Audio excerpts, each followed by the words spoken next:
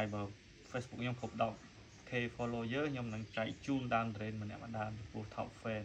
ចំនួន10ដើមបងប្អូនបងប្អូនអរគ្នាថ្ងៃនេះយើងមកតមេឃ train ហើយនេះគឺដៀងដែលខ្ញុំយកមកតក្រៀងច្រើនណាហើយបង្ហាញបងប្អូនការតមេឃតាមពិតខ្ញុំក៏មិនមែនជាអ្នកតអាជីពអីដែរបងប្អូនគាត់តែមើលរៀនសូត្រតាមគេបងប្អូនតាម YouTube យើងហ្នឹងធ្វើអញ្ចឹងមកបងប្អូនប៉ុន្តែនេះអាចសង្ឃឹមថាជាប់ដែរបងប្អូន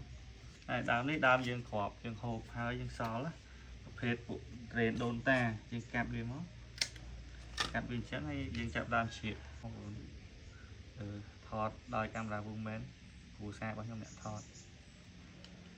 ហៅងាយគឺជាភរិយាបងប្អូនហើយងាយតដែរបងប្អូនចិត្តឲ្យប្រយ័ត្នតិចទី1ប្រយ័ត្នដៃទី2ចិត្តចុះចិត្តឡើងវាអាចនឹងពាក់ព័ន្ធបដោចិត្តឲ្យទៅនេះដែរបងប្អូនឆ្លងដៃតិច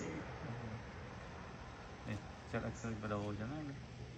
តែពីច្រើនចិត្តចុះចិត្តឡើងខើចហើយបើយើងមិនសូវចេះតយើងសូវចេះចិត្តយើងសុខចិត្តកាត់ឲ្យយើងឆ្ងាយតិចបងប្អូន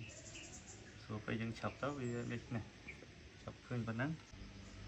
តោះយើងពុះហើយគេប្រើថង់ស្គប់តែខ្ញុំអត់ប្រើទេខ្ញុំប្រើតែរឹតណាយើងរឹតវាឲ្យត្រៀមហើយមកតោះមកយើងយកអានេះសូកបញ្ចូលសូកចូលប៉ុណ្ណឹងមកយើងរឹតយើងធ្វើការរឹតហើយយើងកាត់វាទៅបងប្អូនហើយកន្ត្រៃខ្ញុំអត់សូវមុតទេបងប្អូនអើយអញ្ចឹងយើងមិនបាច់កាត់ទេយើងបត់វាចូលទៅប៉ុណ្ណឹងមករួចរាល់អានេះដើមដែលខ្ញុំតហើយនេះបងប្អូនឃើញទេក្នុងឆ្នាំនេះខ្ញុំនឹងជូន train ដល់ top fan ខ្ញុំម្នាក់មកដើម train តនេះណាបងប្អូនហើយពេលតនេះទឹកសុទ្ធដែលយើងផឹកសល់យើងយកមកគ្របគេគ្របថង់ដែលខ្ញុំអត់ទេខ្ញុំកែច្នៃទាំងអស់តែម្ដងបងប្អូនយើងគ្របអញ្ចឹងមក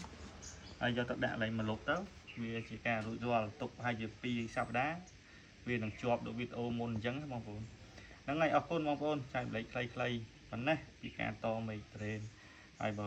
Facebook ខ្ញុំគ្រប់10 K follower ខ្ញុំនឹងចែកជូនដើម train ម្នាក់ដើមចំពោះ top fan ចំនួន10ដើមបងប្អូនអរគ្នាហ្នឹងហើយជម្រាបលា